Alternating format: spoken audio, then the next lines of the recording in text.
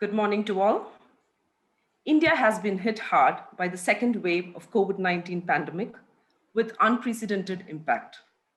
It has put the country's health system under enormous stress. The most optimistic hearts have been broken and stoic shaken. The economic impact of this pandemic is likely to be more severe for India in the following manner. It increases poverty, that is pushing more people below the poverty line, worsening of the socioeconomic inequalities, thus affecting health and nutritional indices, compromise in health-related precautions, be it the use of masks, social distancing, seeking medical advice. The healthcare sector, the fourth largest employer in the country, and specifically the private sector, which provides nearly 80% of outpatient care and about 60% of inpatient care, is currently facing 90% losses due to the decrease in outpatient attendance, elective surgeries, and international patients. The medical system of the country is stretched. Some amount of panic is natural, especially in dire and uncertain times. But we also need to pull ourselves together and decide how do we take control or handle the situation. Society is struggling to get out of the pit, rushing to the aid of a neighbor, stranger, or a loved one to procure oxygen, medication, or a hospital bed. Battles have been waged every day. Won or lost, at the end of it, we still have not lost hope. What is required for this timely and credible information is today we need credible information. Today, all of us are in a very fearful environment because of an information overload and unsure of what to take and what to skip. How does one make the right choice during such unprecedented times? Doctors and medical professionals have been our godsend angels, and today it will be our pleasure to listen to an accomplished medical doctor, Dr. Susan Marthandan. There are several questions, including myths, circulating in the society that comes to the mind of each human. Our audience for today, principals and officials from various schools, faculty, students, and all who are attending this fireside chat would be hearing some expert advice from Dr. Susan. Beyond all sufferings, tears, and loss, how do we prepare ourselves for the days ahead so that we can put it all way behind us and pray for a better and safer future? This morning, let me start off with some basics for the benefit of our audience. Dr. Susan, I'm going to ask you a few questions on what is the difference. I mean, in a sense, my first question is going to wrap around a lot of what is happening currently. Yeah. The difference, we'll start off with the difference between isolation and quarantine. What should do if one is exposed to someone who has COVID-19? How long does it take actually to develop the symptoms?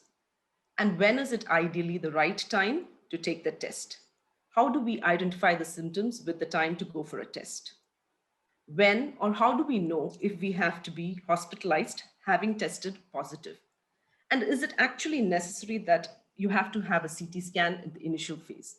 I know I have brought in a lot of this, but I think this is something that if we have a lot of clarity, we will know exactly how to look out for and what symptoms to, consider. Is it going to be the right time for hospitalization, or how do we handle the situation? Over to you, Dr. Susan. Okay, thank you. I hope I'm audible. So very good morning to everybody who has joined in for the talk. And I especially want to thank the Pro-Chancellor, Dr. Anand Jacob Verghese, and for organizing this talk. And of course, Dr. Annie Jacob for inviting me to speak on resilience and resistance. So this is a very important topic because at this time, everybody is trying to deal with this in the best way possible. And I find that the best thing to do is to dispel ignorance or dispel the darkness with knowledge. And knowledge is power. That is always a statement which the late founder chairman, Dr. KCG Verghese used to mention. Knowledge is power. So it is always best that we know everything about the challenge that we are facing right now. Of course, Dr. Annie has given forward a lot more questions, so I'll dive straight into it right away. Of course, the first session was extremely wonderful, and I'm glad that I tuned in to listen to that, because I think that would have helped a lot of teachers who have joined in to know how to deal with the students. So since you did mention a whole lot of questions, I will just start off with the first one. That is the difference between isolation and quarantine. Now, these are basically public health practices, and I know that these words have been floating around, and sometimes people use it very interchangeably, but these are very specific terms which are there. So these public health practices are used to protect the public by preventing the exposure of the people who may or may not have the contagious disease. So basically what we are seeing is these are two different terms. So isolation is in those who are sick, to prevent the sick people who are there who from being affecting the people who are normal and who are already tested positive. Supposing recently my elder son tested positive, for his RT-PCR came positive after a day of fever. So immediately I had to isolate him. So those who have a symptom or who are sick or who have been tested positive, then they need to immediately isolate themselves. And that period could be about 10 days, a period of 10 days, which may be needed, which they need to isolate. So I'm going to tell you the difference between isolation and quarantine. Quarantine is something that people have to do if they think that they may or may not have contracted the disease by being exposed to somebody who had the disease. So this is either in a single person or in a group of people itself. So they may be asymptomatic also, but they need to be isolated or separated from these normal people so that we know whether they develop the disease. So these people have not tested positive yet, but we wait to see whether they develop the symptoms or if they fall sick. So usually the isolation period is usually about 10 days from the day of the first symptom, or from the day of having found out that the RT-PCR test, which is the test that is done, the antigen testing, which is done to find out whether the patient has developed COVID-19. And of course, it is continued up till the period when the person does not have a symptom, that is fever, for 24 hours without taking fever reducing medication. So as you can all understand, that it is 10 days from the first symptom or 10 days from the first time when the RT-PCR has come positive. And sometimes this period may increase for those who are immunocompromised. Now, this term, I'm sure all of you would have heard. A lot of the terms in the past 1.5 years has been floating around. So many of you would have heard this term. So those who are immunocompromised and they are still having the symptoms, they need to be doing the blood tests and then even go in for an infectious disease specialist to see them. While the quarantine period is kept at 14 days, which is basically coincides with the incubation period. Now, basically an incubation period is the time from the time of the first symptom, which can appear, which is usually in the first wave, it was found to be 5 days, plus or minus 2 days. But in the second wave, we really don't know where anybody has gotten the disease from.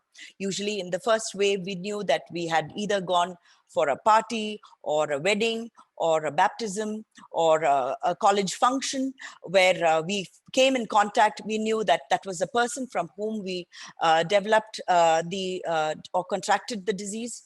But in the second wave that we are facing, we really don't know where it is, because we are in the phase of community transmission where contact tracing is very difficult, and it is some people are asymptomatic. So we keep it up to a point of 14 days from the point when we think that we have met somebody and may have got the disease from. So 14 days is usually the incubation period. So the quarantine period is kept at 14 days.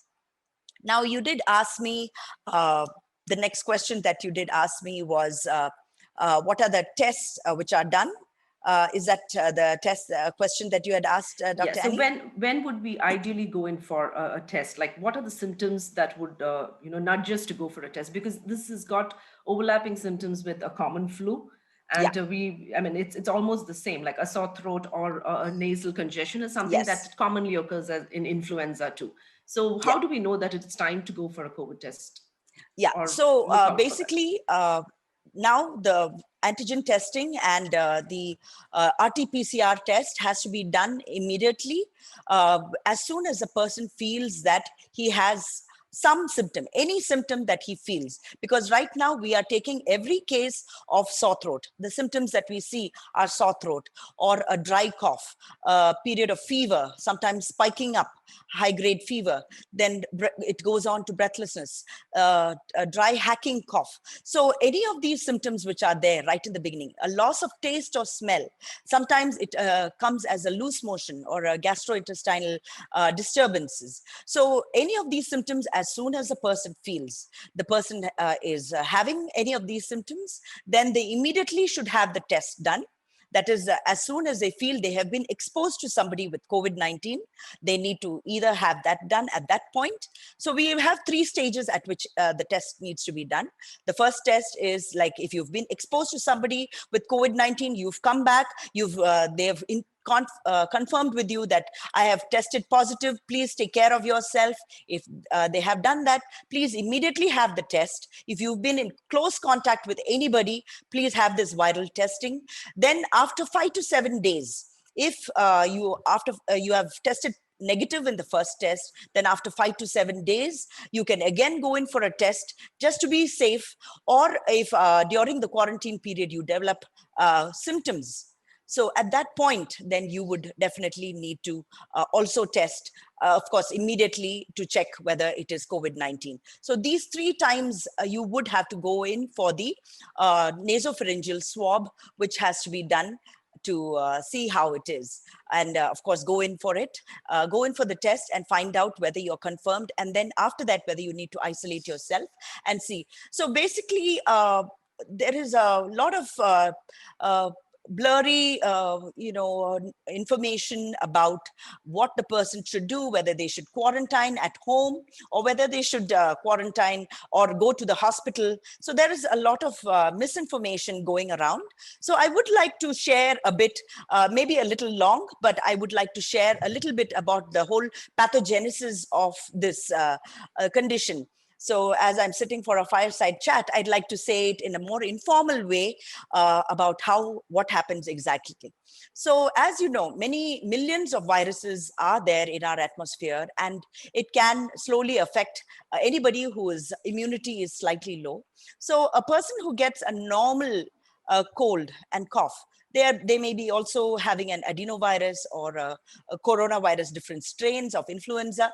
So any of these ubiquitous viruses or bacteria which is there in the atmosphere, what happens is it enters into our nasal passage and then enters into the nasal tract, the nasopharynx, and then those virus particles join onto the normal cells of our body, and then it enters in and it starts replicating and multiplying. So once it multiplies, normally the thing is our body has enough capability to fight it off, because that antigen which is there produced causes an antibody reaction within our body. So usually in a healthy person who has contracted SARS-CoV or CoV-2, does usually have, in 80% of the cases, are able to fight it off or ward it off. It will be just a few days of fever, might have a small amount of cough, and then usually these patients are able to come back to normalcy and get back to their normal life. And within a period of 10 days, which is the usual isolation period, will come to a negative test. But some people, after this period of 5 days, now they may progress. And that is a period which is the time where people need to know whether they are progressing or coming back to normalcy, or they are going in a worse direction. All right. So it is, you may have heard a lot of information about how you should always watch out for what your symptoms are. And I'd like to totally agree with that, because you need to be absolutely sure which was the day of your first symptom. That is, which is the day you thought. It should not be last week, sometime I thought I was sick. No, that will not work. You should note down exactly which is the day you had the first symptom which you had a small amount of fever or a body ache, a little bit of myalgia, fatigue that you had, or loose motion, or loss of taste or smell. So from that day, you should count 5 days. How many days have passed and elapsed? Are you getting to a better stage, or are you becoming worsening? So if you are worsening, what is happening? After you've reached a phase where the virus has multiplied, then what has happened is, then at that stage, what has happened is these viruses which have caused the antibodies to form. So these antibodies which have formed have then actually going and attacking the cells which are at in the normal the protein is found on other parts of the body, that is not just on the alveoli of the lungs, but it is also found in different organs, that is the gastrointestinal tract, or the liver, or the kidneys, and the blood vessels there are the ones which are affected. So what happens is these antigen, which has caused the antibodies to form, these antibodies are called autoantibodies because these are affecting these lining of these blood vessels. So when these lining of these blood vessels are affected, what is happening is those blood vessels which are smooth inside get inflamed, and these inflamed blood vessels start attracting the clot. These clot, which is being attracted there, is going and forming a thrombus. So basically a clot which is formed at that point on the blood vessel will cause an obstruction of the blood flow, and that will lead to a decrease in oxygen. Now, all these are all findings which have come after the first few months and year of the COVID-19, because in the first year, they thought it was due to the viral pneumonia which is caused. But after that, what has been seen is that it is actually the postmortem of these sort of patients has shown that it is not really the viral pneumonia which is causing the breathlessness, but it is because of the blood clot, which is the clotting mechanism, the thromboembolism, which is there in the blood, which is causing this problem. So due to a lack of oxygen and due to the inflammation, the patient will go in for a worsening.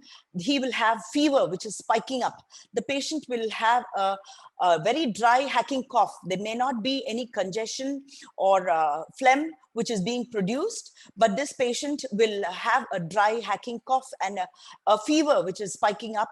And if it is not treated at that point, then this worsens, and this patient who is having the blood flow obstructed or the oxygen is lesser at that point will then need oxygen to be delivered to the patient.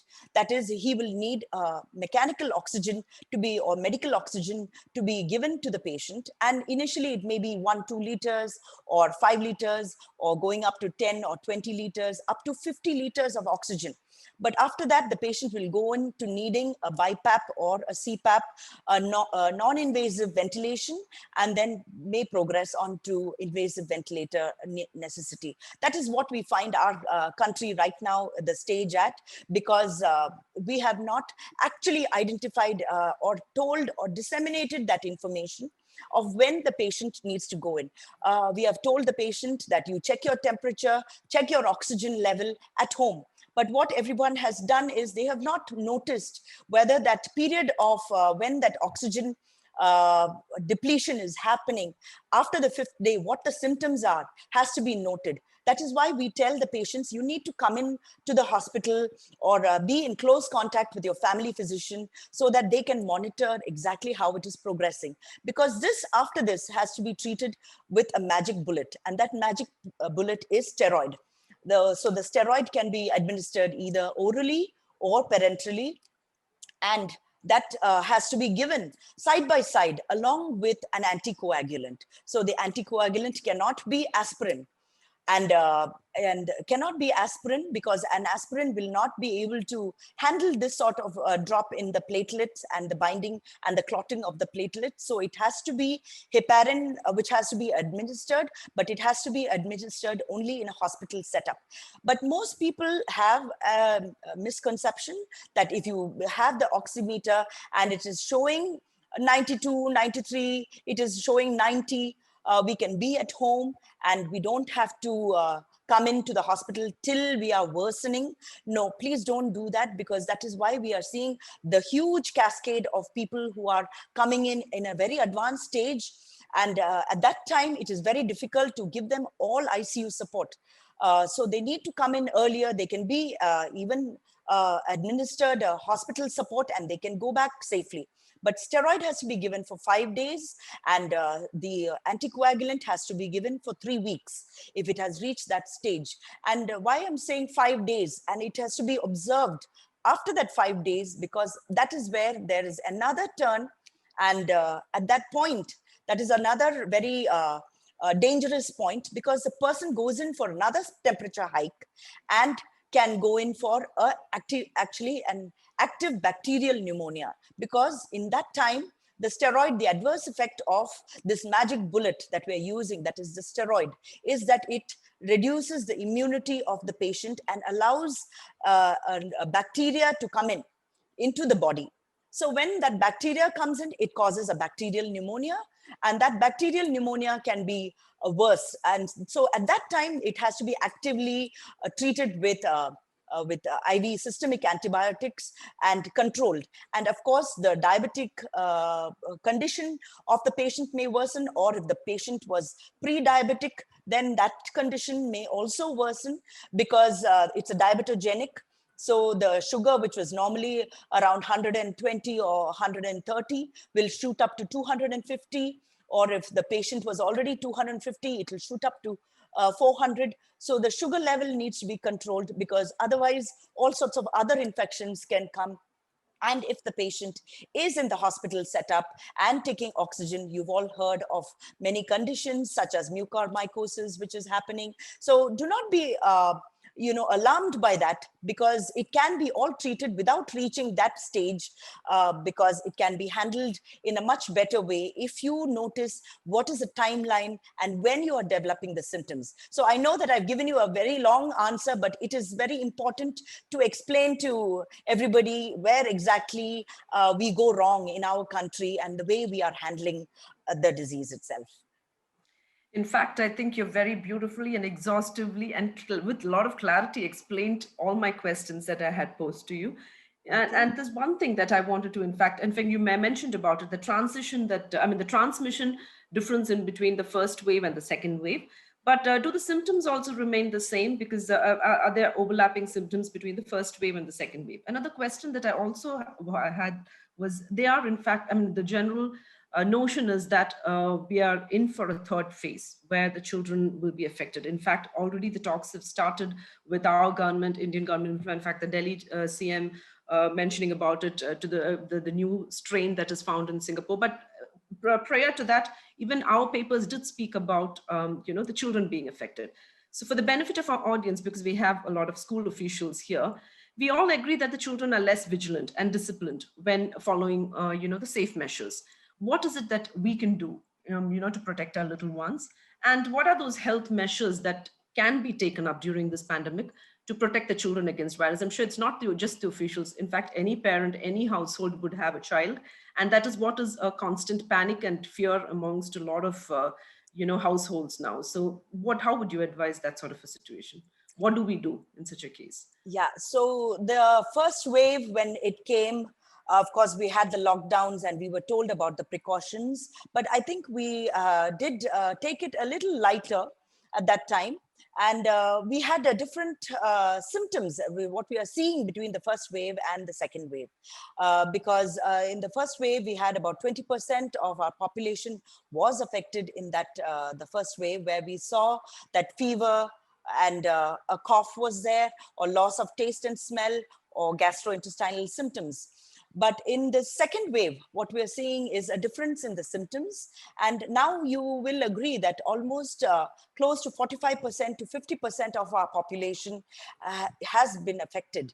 I think earlier we had just a street somewhere far away in Adyar, one street was affected and we were like, Adyar is affected. But now we have in every household, we have literally whole households being affected. If one person is affected in the household, the whole family is affected. So it is spreading, and it is a variant which is there in from the first wave to the second wave, where we are saying in this stage, we are seeing more of the cough and breathlessness, where it is amounting to needing oxygen supply, and the patients are going in for a requirement of ventilators much more in this phase than we ever saw in the first phase. And of course, people have said that in this phase, the younger population is getting affected.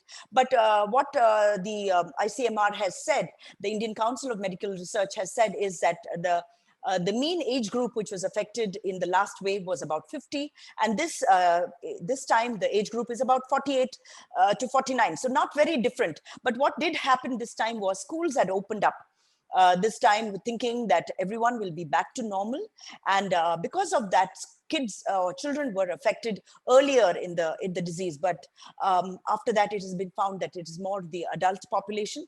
Of course, still it is the elderly and the immunocompromised which are more coming into the hospitals, while the children are less affected. They will have a mild disease if they do contract it, or they are asymptomatic. But many of them are usually mild, don't go in for needing ventilation, mechanical ventilation, or further than that. And usually everyone is worried. Third wave, there have been reports that there are going to be children affected, and that is alarming, because nobody wants children affected. And of course, the big thing is the vaccines have come in India. 18 to 45, many are still to be vaccinated, but in the US, I heard from 12 to 15 now they've opened up and they are vaccinating the children. And soon they are going to be saying that if you are fully vaccinated, in the US, they are saying that they can go back without masks and be without social distancing. But then of course that vaccines are playing a big role, but the amount of vaccines are not there yet. And we have about 200 million vaccine doses which are now out here, and as of now we don't see much of reinfection after the vaccines, and also after the first time that the person has gotten the infection, we don't see reinfections as many. So in the first wave, we saw about 20% of people being infected. Now in the second wave, we have close to 50%. So we are reaching a stage of herd immunity. That is the word that all of us want to hear, that India has reached, because herd immunity is the word coined, because if you have a disease like measles, say, what all of us have been immunized earlier when we are children, a disease like measles, if 95% of the population is immunized against, then 5%, even if they contract it, the others will not develop it, because we have a natural resistance against that. So what is happening right now is the vaccines are not being rolled out as fast as we want.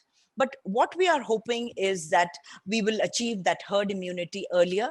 And for children, especially at this time, we want to see 18 to 45 age group of parents vaccinated, because once the parents are vaccinated, even if the children develop this disease and they need to go into the hospital, they need to be in the ICU later on, if we see that, then the children are not going to be there alone. The parents have to be sitting inside the ICU along with them.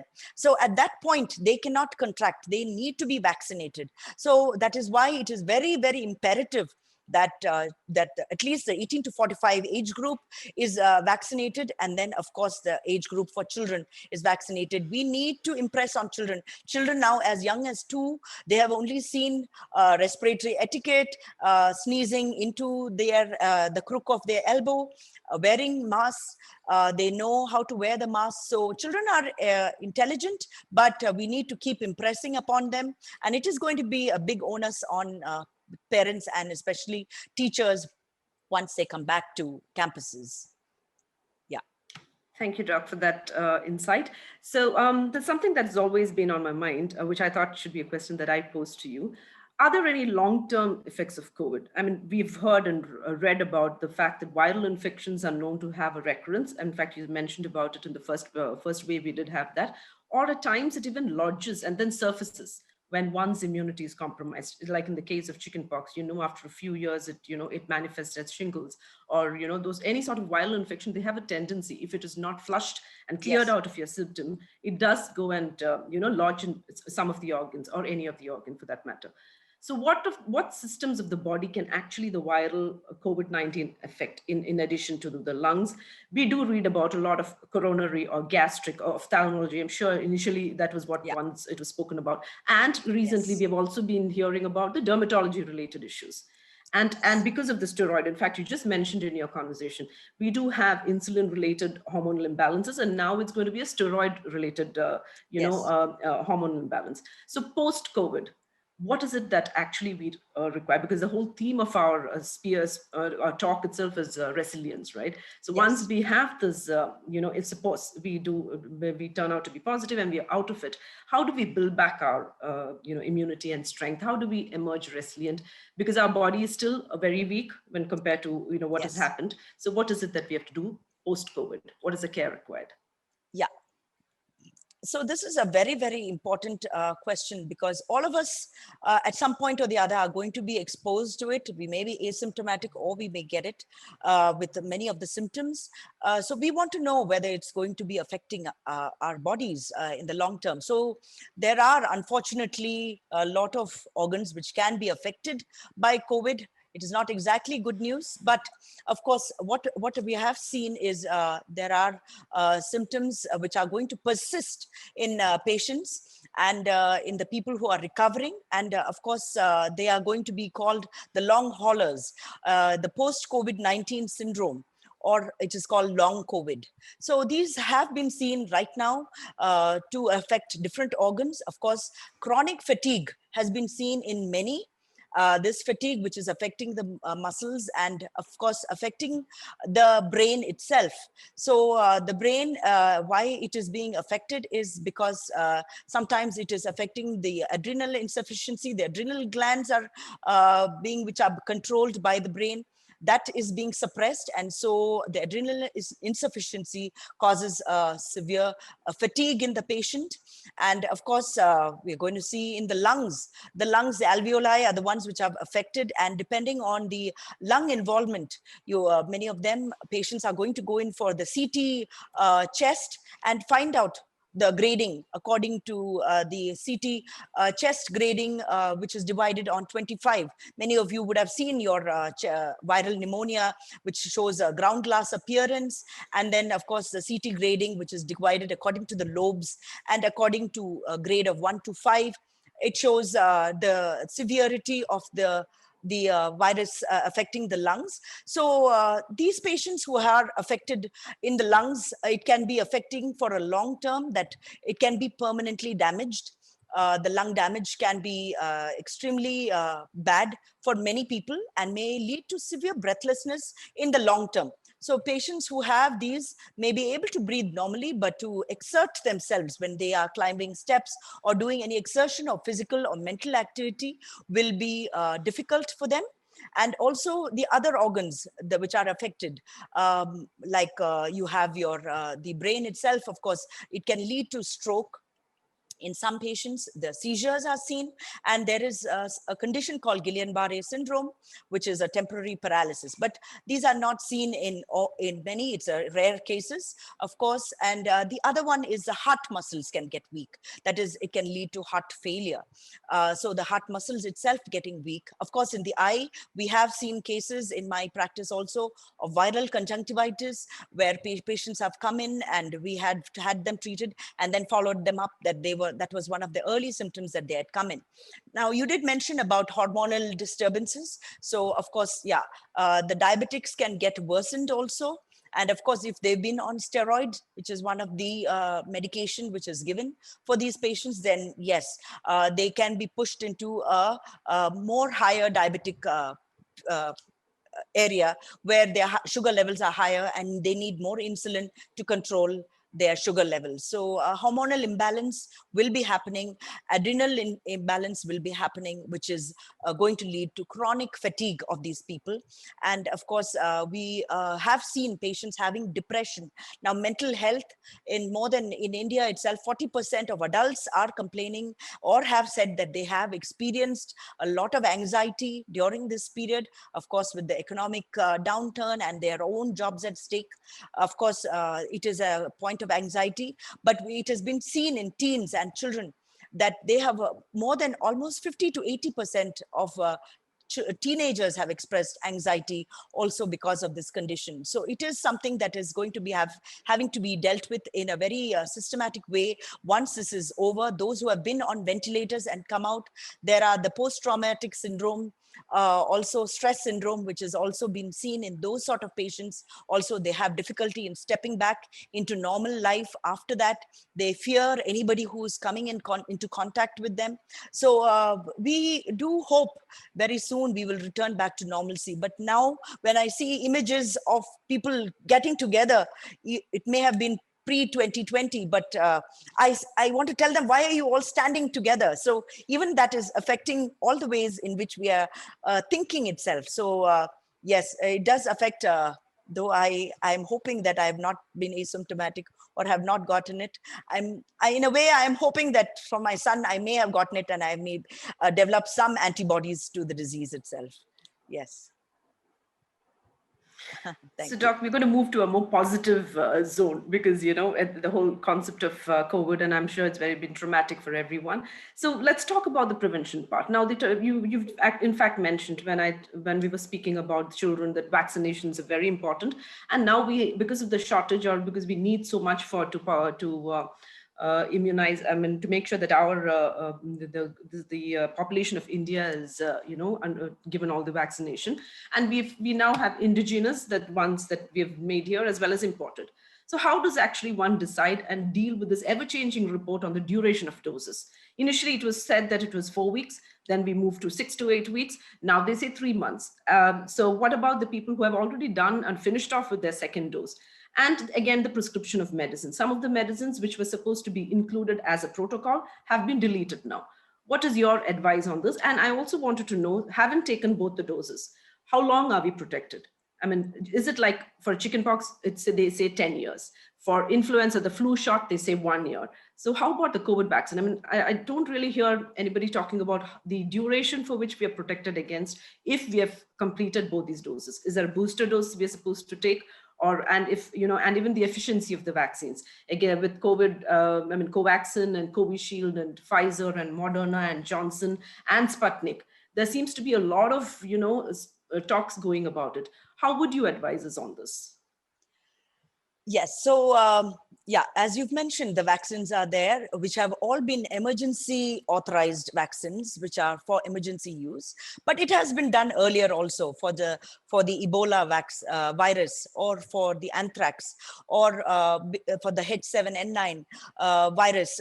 They were authorized to speeden or fasten up the vaccine trials. So, but I want to assure you that all these have gone through all the phases. That is, there are preclinical trials and clinical trials. The preclinical trials are done on lab animals, and then the 3 phases, that is phase 1, 2, and 3 of these. So phase 1 and 2 for our Indian vaccines has been completed. That is for Covishield and for Covaxin. While for Covishield, of course, the vaccine, it's a recombinant vaccine made by AstraZeneca, Oxford, by Serum Institute. So Covishield, which is a vaccine already in the UK, the phase 3 trials are over, and the bridging trials in India are also completed. So it is, in fact, when a vaccine is developed, what they see is the benefits should outweigh the risk. And that is the most important thing that is seen with the vaccines. And with Covishield, that has been already proven. While with Covaxin, the 3rd phase has not been tested in India yet. So that is something which is yet to come out. But as of now, these studies have all been fast-tracked because usually the phase 1 is done on a small group of people, phase 2 is done on hundreds of people, and phase 3 is done on thousands of people. So as of now, they have not found any adverse effect which has been caused by these vaccines. No warning signs or no red flags have been raised due to these viruses in any of these tests or any of the centers where these vaccinations have been carried out. Now, the time difference between the first and the second, yes, the tests are still going on. Only the bridging trial in India was over. So the phase 3, they are still testing it out on a larger population. So they are coming out with more advisories from the ICMR, which says that a longer duration, that is, 12 to 16 weeks is more advisable, that you get a longer duration of immunity to the virus.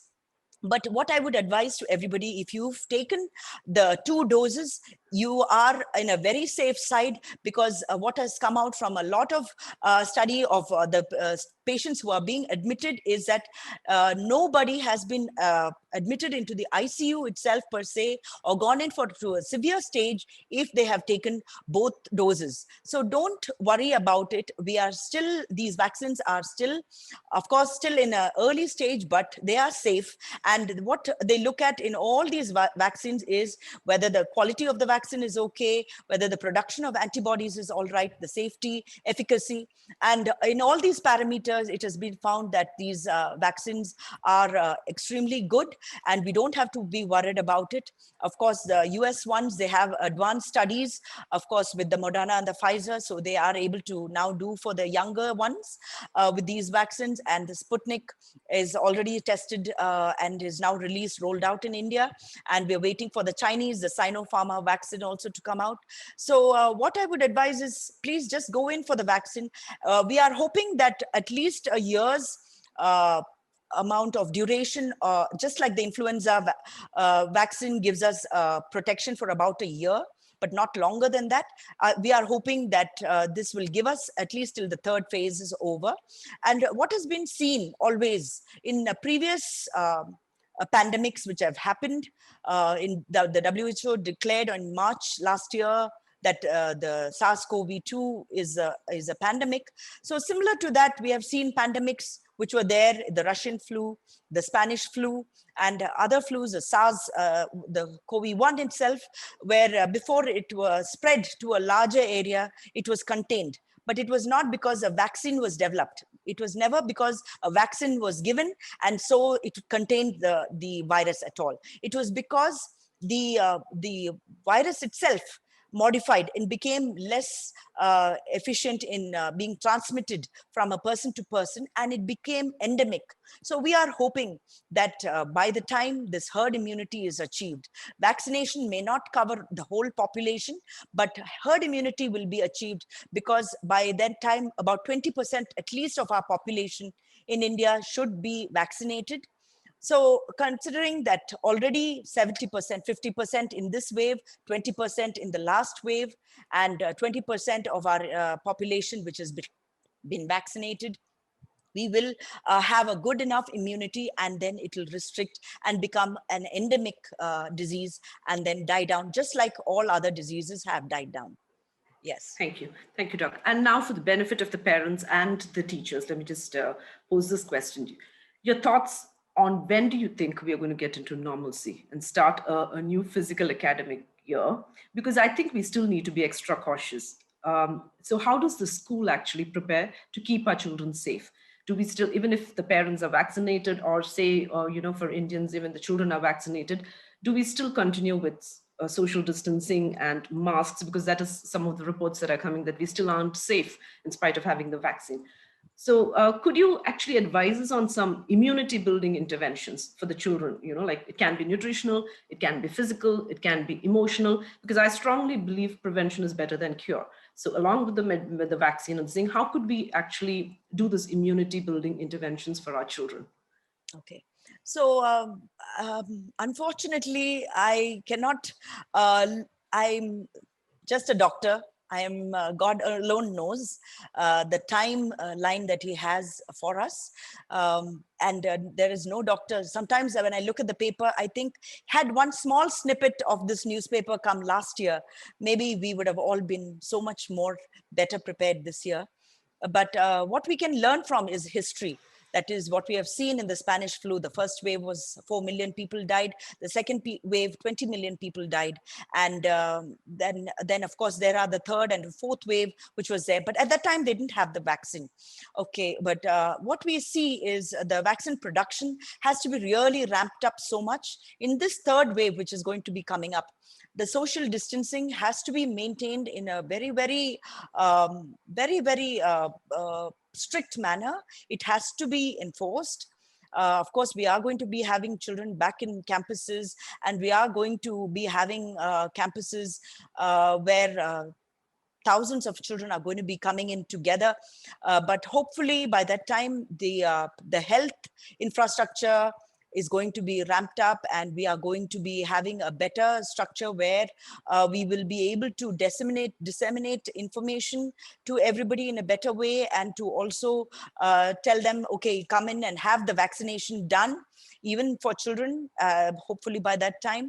So we are hoping that the third wave will not be there or last for long, but just as I've been pretty optimistic saying that herd immunity will be reached, I'm not in a position to say, because the research is coming in daily on a daily basis, but we are hoping that many studies have said that up to 2022, this is definitely going to be going on for some time.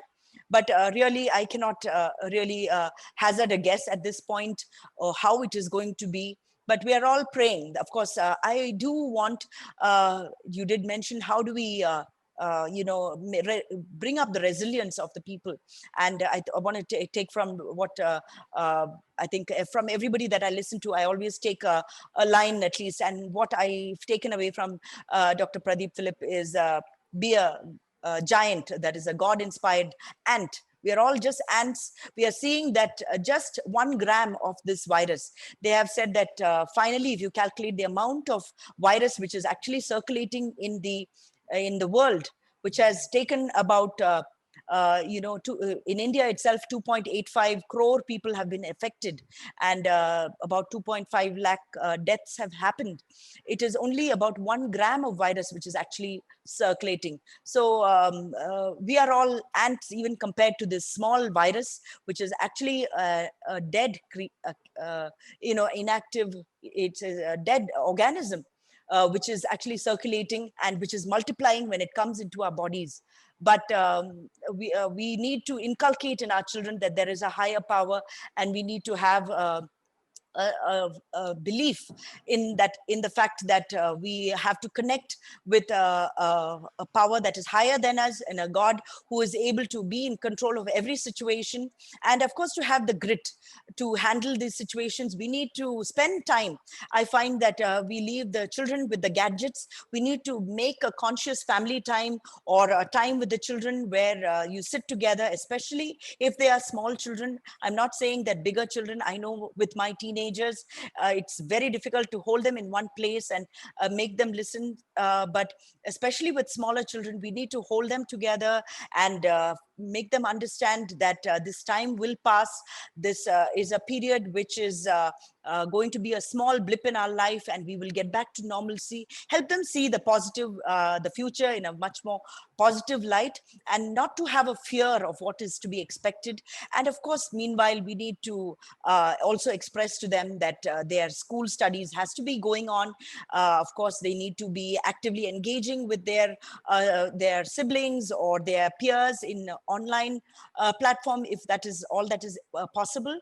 But to see that they are able to maintain a healthy outlook on life, to give them positive talks. Maybe if you're listening to something on YouTube, make them sit with you and have a discussion about what are they talking about. Why do you think they're saying that? Because all these things are going to leave an impression on the child's brain. I know older children, they may act that they are not bothered about it, but they are, believe me, very affected by this. So a few minutes in a day of spending time with them will make a lot of difference. I'm just going to take a cue from what you had spoken. I know you're an ophthalmologist and a brilliant one by profession, but you're also a medical director of Smart Vision Diabetics Clinic.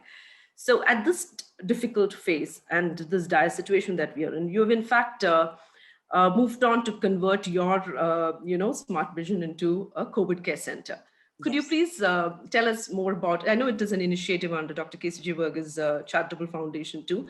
What and Yes. how have you gone with this decision, and what were your challenges, and what is it that you have in mind while you did convert your clinic to this? Yeah. So actually, being a vision and diabetes clinic, we did see patients coming in. And earlier, I was, very rigidly and very strictly maintaining it as a non-COVID clinic. So temperature checking and checking for the oximeter, and then making sure that we were all protected properly before the patient came in. And that was how we were dealing with it. And because it was basically an ophthalmology center, I was having a lot of doctors who are ophthalmologists who are coming into my clinic because it is a standalone clinic and operating here because they didn't want to operate in hospitals which were having COVID patients. Then at that period, as this was escalating in March, April, through the charitable foundation, of course, the chairperson and of course the members of the charitable foundation were able to give me a few oxygen concentrators, which we had procured. And I started distributing it to those who are in need, and especially through the Weizmann's organization also, but the Weizmann's Club of Mylapore. So we started giving it out through my clinic to those who needed. And we had just sent it out on WhatsApp to a few groups. But in a day's time, we realized that more than 100 to 150 phone calls were coming with people crying over the phone in desperation that they need the oxygen. When is the oxygen concentrator going to be available? Do you have cylinders? Do you have facility where we can come? And I was feeling very helpless in that sort of a situation where we are not able to open it up. Though I have the space, I was restricting it. And it was in the beginning of this lockdown that I decided, okay, I am going to convert it into a COVID clinic, because this pandemic time is when I can reach out to as many people and help as many people. And of course, the charitable foundation has been extremely helpful in procuring a lot of items. They have got items from Hindustan University, through from Trier University in Germany, and they have pledged to give me quite a few of the items which have come from there, masks and PPE kits and oxygen concentrators, and also to help out those who are in need. So these are a few of the things that we are able to do. Because I'm a doctor already, I see a lot of non-medicals itself starting, or converting hotels into these sort of things. So we need to have doctors monitoring, and it's very imperative that we take this and make it a very strong narrative going forward, that we are able to do something at this time to help out the people who are coming in need. And I am only starting this on Monday, and the past few days has been back-to-back work to get this running. But I can see already the rooms are all booked up, and the wards. So I'm hoping that, we will be able to give them the best possible service and get them back to normalcy and good health again. Yeah. And you did Thank ask me also, Dr. Annie, about what are the immunity building things for students Yes. and children. So basically, keeping a mental positive outlook itself does make, even Dr. Pradeep did mention that EQ is very, emotional quotient is very important. But apart from that, I do, of course, advocate milk with a pinch of turmeric. And our Indian spices do have a lot of good to do. So a pinch of turmeric and crushed black pepper, very extremely good. But I would want to say that steam inhalation is one of the best things that you can do, because it does remove the virus, even if it is before it lodges and before it multiplies and replicates inside our nasopharynx. It is going to help to remove that from there. So if you are stepping out of your house, make sure as soon as you step in, even before you change or have a shower, you please do take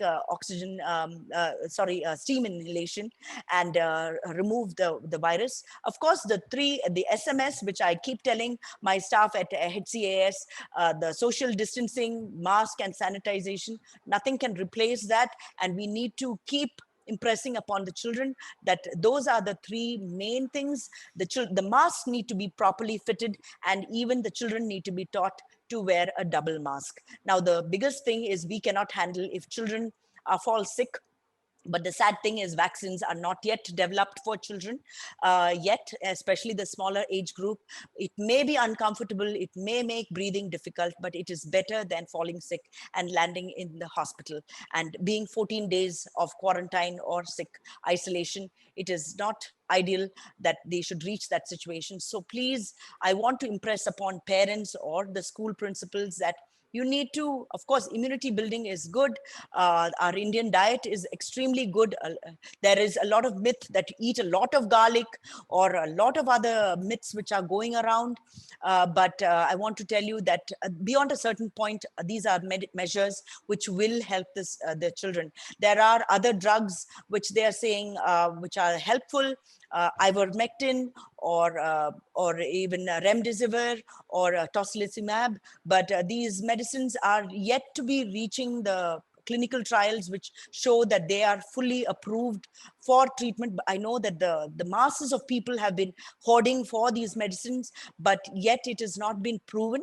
Yes, there are new medicines which have come on the horizon, which are showing a great amount of promise. But of course, do not listen to hearsay. Please listen to your doctors and especially follow this timeline. Be very, very sharp at following what are your symptoms so that you don't fall very sick, and especially the children. So, Dr. Susan, when I was preparing for our fireside chat, I did quite a bit of reading and researching, thinking, I should, for the benefit of the audience, I should cover all possible questions, which, I felt could be common things that, they could ask. But surprisingly, I mean, you've covered it brilliantly well. But surprisingly, if you look at the chat window, I have close to 20 plus questions. So Okay. I'm in a dilemma here. Do I post it to you or do I let you just read it out and then answer it? Because this is, very Yeah. overwhelming for me. So, Okay. so we will start with, actually, the first question starts with Revati. So I'm just going to Okay. read out for your benefit. I'll just tell you what the first one is. Is there any possibility of body temperature going down? Why and what happens at that time? And how can it be handled, ma'am? I mean, I know that there's a list of it. So let's just take a few Okay. questions if that's okay with you. Actually, if the person's immunity is reasonably good, because actually that is one unusual situation that I found also with, even when my own son had, and I was testing him, his temperature was less than normal after 1 day of fever. And every day I was testing him, and it was actually because that's something that viremia can cause.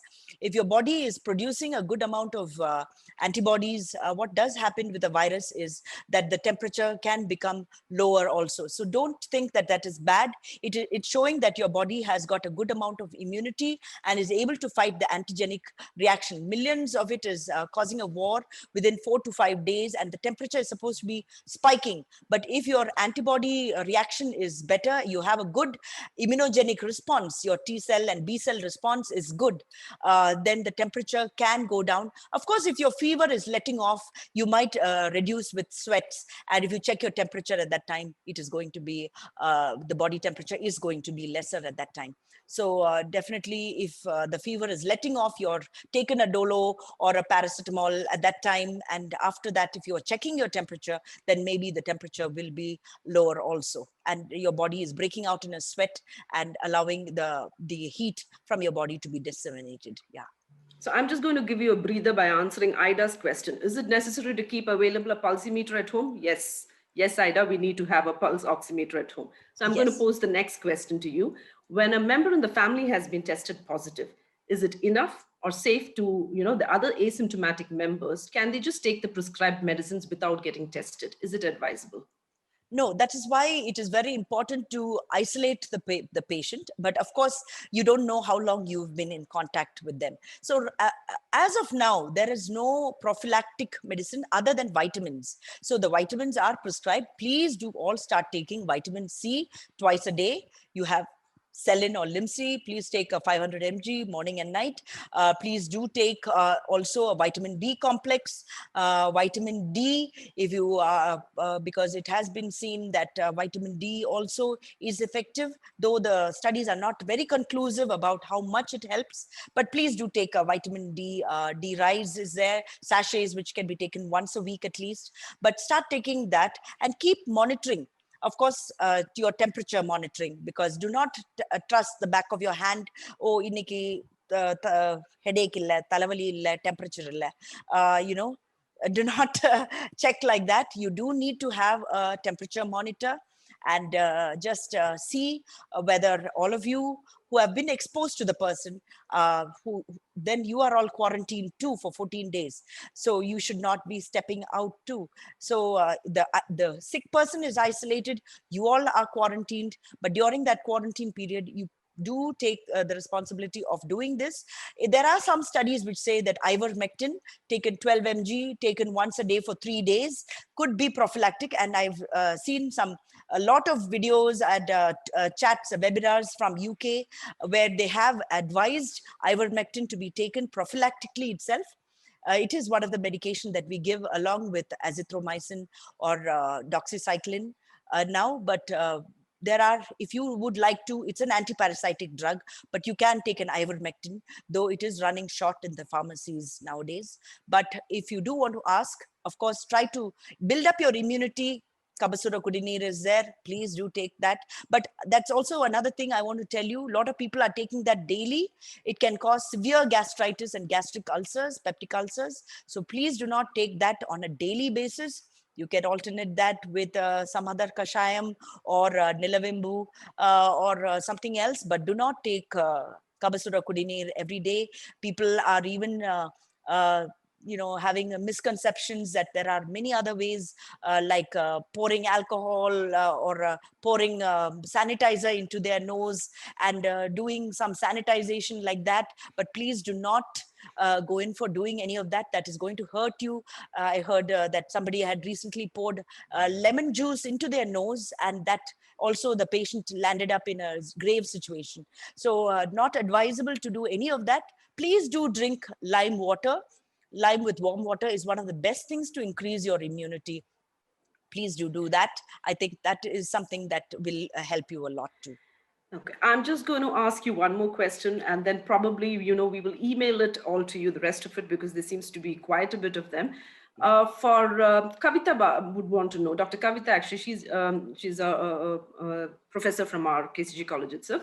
What is the suggestion if the D-dimer value is above 700 after COVID recovery, that is more than 21 days have crossed? Yeah. Anticoagulant tablet is sufficient, or do we need to take any other precaution? So I'm thinking that this patient has been hospitalized. Usually that indicates what has happened in this patient is after the first bout of the infection, what happens normally in a person is our antigen antibody reaction causes a chemical called cytokines to be released. And these cytokines, which can get triggered into forming a cytokine storm, which is what is happening when your autoantibodies are released. As I mentioned earlier, when the autoantibodies are coming out, the cytokine storm is happening. That is why you need the steroid in our body. And at that time, when the blood tests are done, IL-6, is interleukin 6, is one of the cytokines, and D-dimer is one of the values, which if it is going so high, it indicates that the patient is yet to recover fully. And I hope the infectious disease specialist has also seen this patient by that time and given the consult. But I hope by that time, the patient would have taken 3 weeks of anticoagulants also. Definitely needs to be constantly monitored because it indicates that the patient has had a severe infection. D-dimer also correlates with the CT chest value, which is above very high value, close to 25. So please do correlate it along with it and have your infectious disease specialist monitor this very closely. Yes. So for the rest of the questions, I would, I'm not able to take it for the benefit of our audience, but if you can listen to the recording, very subtly, very loudly, very starkly. Actually, Dr. Susan has covered most of the answers to your questions there. So please do listen to the recording, or we will share her email ID, and then probably you can pose the questions to Dr. Susan, just because of just due to the paucity of time. And I did, can I just I did just look at it and just see one question. I couldn't scroll through everything. Yeah, but somebody has asked that after the first dose of the vaccine, if somebody develops the COVID-19 after that, so when to take the second dose after that. So basically, I have seen people who had the first dose. And in fact, Dr. Ashok also developed COVID-19 after his first dose. But one good thing is that the intensity of the disease will be much lesser. The person will be able to handle it without going into a severe turn of events. But at least a minimum of 2 to 3 weeks after the first dose. If it is immediately after the first dose of the vaccine, the time for the antibody response to develop is not sufficient. But if at least 3 weeks has passed after the first dose, then the person will have sufficient antibody T cell and B cell response and will be able to tackle it. But after the disease has already come, it will be minor. And after that, the patient will have to wait at least for 90 days. But considering the paucity of vaccines which is available now, I don't know whether it is because of that or what, they are saying up to 6 months now, which is the latest information that I got.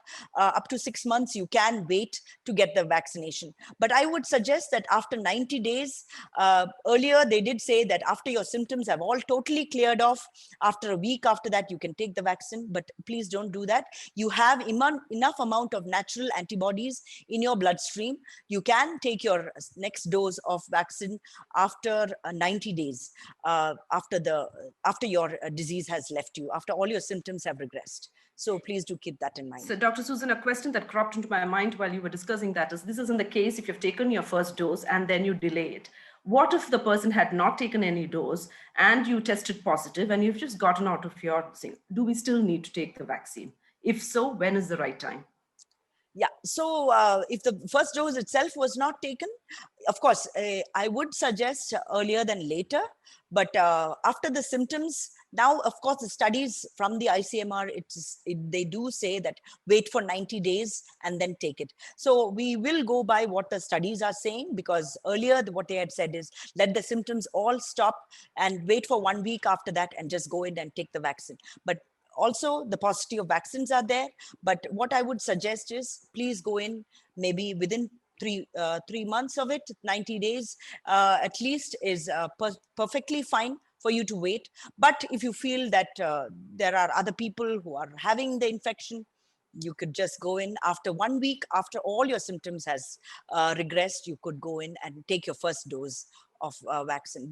But you should be perfectly well. Sometimes if you're immunocompromised, then you need to wait for a longer time, because if you have taken monoclonal antibodies, like that is what tocilizumab is. So if you've taken that medication, it is a monoclonal antibody. So that causes a reaction within your body. So do not go in then at that stage. You wait for 3 months and then please go in for your vaccine. So with that, with your permission, we come to an end of the Fireside Chat with Dr. Susan. A very informative session, and thank you for taking time off and being in our midst today. A wholehearted thanks on behalf of KCG College of Technology and all the audience. Listening to your words and advice, we are encouraged to be more resilient and live ahead mindfully, with the belief that hope, that this also will pass, and beautiful and blessed days lie ahead for each one of us. Yes. With immense gratitude, we also acknowledge our country's medical fraternity for the exemplary fight against the extraordinary circumstances of the second wave of COVID. This pandemic continues to teach us to be cautious and not to take life for granted. And if united, we work together, we can indeed overcome the wrath and virulence of the virus and flatten the curve. Once again, a heartfelt thanks on behalf of all our audience. God bless, and thank you, Dr. Susan, very much for the session. Thank you so much for inviting me. Especially, I did tell you that I'm flattered that you invited me when there is a pantheon of doctors that you could have called over. And I very well answered the question why I did this also. Yes. Thank you very much. I'm very happy, and I hope I will be able to answer the rest of the questions. I believe that in another few months, hopefully, we will all be back to normalcy, to a pre-Jan 2020, where we were all back to normal. We hope that we will all be back to that situation, and colleges and schools will all reopen with more resilient youngsters. Thank you. So thank you very much, and over to you, Ida.